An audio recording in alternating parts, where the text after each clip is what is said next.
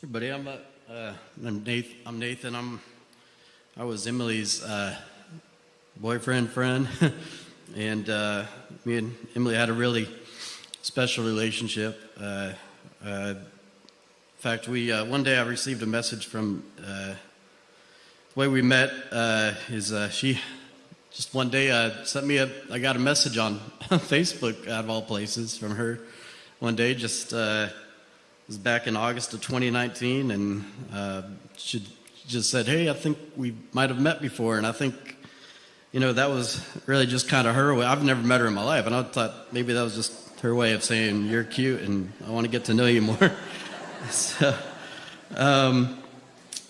so we started talking, and we decided to finally meet up about a year later. And I was still living with my parents at the time, and she gave me her address. I pulled up her address in my GPS, and surprisingly, I was very surprised to see that she only lived about 7 minutes down the road. And so we just could not believe, how close we lived from each other. And we began to spend a lot of time together, and the more time we spent together, the more we started to really kind of fall in love, and just didn't realize how much we had in common. We both loved the same kind of music, the same kind of food, had the same favorite color. I mean, the list goes on. We also had like this really special kind of connection, just some kind of synchronicity, I guess you could say, is the word for it. We both never experienced anything like it before. We would always just text or call each other at the same time, or think the same things at the same time. It's just something that would seem to happen consistently. It's just amazing to be able to experience that with her. And I felt like, even though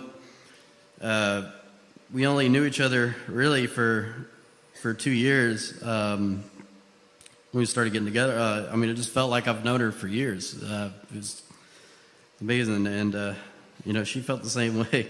But aside from all those amazing things, I started to learn later on that Emily sadly had a struggle with alcohol, and I knew that this would be a challenge if we were to try and date. But I also knew I had to eventually make a decision after a while.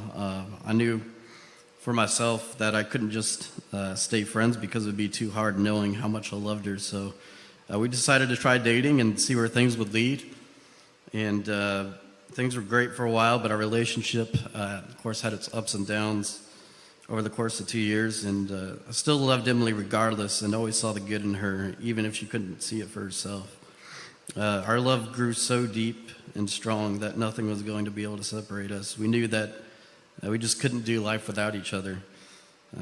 She even told me that she mentioned to her parents one day that she was going to marry me, and it was just also an honor that she even considered me her best friend. And one of the things that I loved about Emily the most was that she just had such a huge heart for people.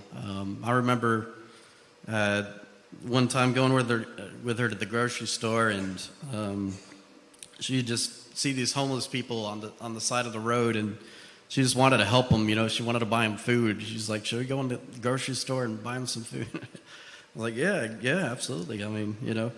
It's on your heart. And it would even hurt her just even talking about the homeless people. Like she would just cry over it, and that's when I knew that her heart was just so deep and sincere and genuine. And it's also what made me fall in love with her even more. And I loved it that it was the simple things in life that made Emily happy. She was just easy to please. She was happy being with me, no matter if we were staying at the house watching TV or going out somewhere. It just didn't matter to her. She's just happy with anything, really. And most important thing is that Emily loved Jesus, and she would always have on her worship music, and even programmed all the radio stations in my car to all these Christian radio stations. I still haven't programmed. I'll never change it, probably. But,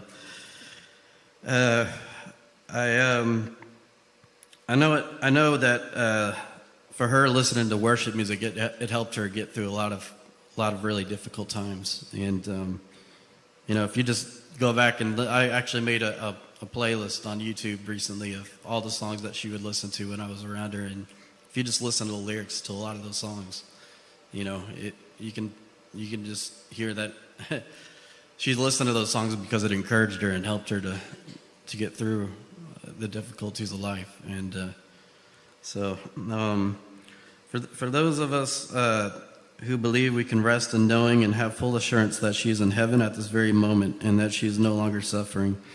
We also have the joy in knowing that one day we will see her again. Until then, we must do our best to continue on living our lives and hold on to the special memories. Emily will always remain in our hearts forever and be inspired by the impact of love she showed to those around her. And I'm just going to play just a song that's an original piece. So.